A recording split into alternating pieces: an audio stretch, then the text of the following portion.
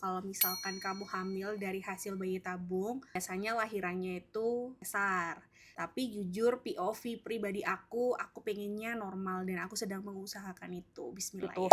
Makanya hari ini aku mau ke dokter feto maternal, mau dilihat babynya oke nggak untuk normal, mamanya oke nggak. Kalau semuanya oke, bismillahirrahmanirrahim, semoga semuanya dilancarkan untuk bisa normal. Nah ini sekarang aku lagi OTW ke rumah sakitnya untuk ngelakuin feto maternal, udah appointment juga. Jujur ini deg-degan karena this is my first feto maternal. Ini aku udah ditensi, udah ditimbang juga, terus katanya dokternya datangnya agak terlambat. Sambil nunggu dokternya datang, kita cerita-cerita ya guys ya. Selama hamil ini perubahan itu banyak banget ya guys ya. Anyway, jujur aku nggak bisa berdiri lama-lama, kaki aku tuh gampang pegel, aku gampang sakit, kulit aku apalagi gampang banget muncul stretch mark dan mulai lebih sensitif. Dan ngelihat kulitku sendiri jadi stretch mark meskipun powder nggak ada ya insecure juga ada ya guys ya. Kalau misalkan after aku ngelahirin baby udon terus aku dipinang sama Habibi Arab gitu kan, terus aku di unboxing, terus masih ada stretch marknya, juga nggak confident kan guys. Terus gimana? Biar at least nanti kalau di unboxing sama Pak kelihatan tetap glowing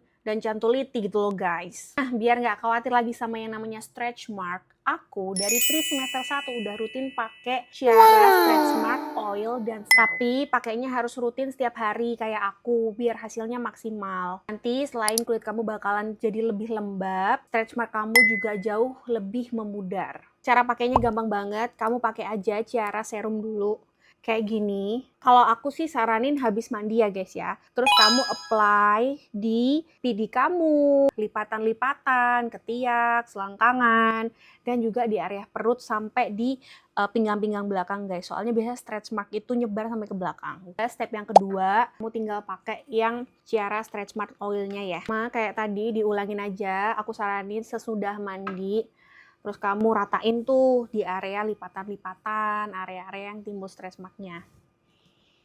Yang ini lebih flower, lebih fresh, I like it so much. Tuh, kulit aku jauh lebih lembab guys.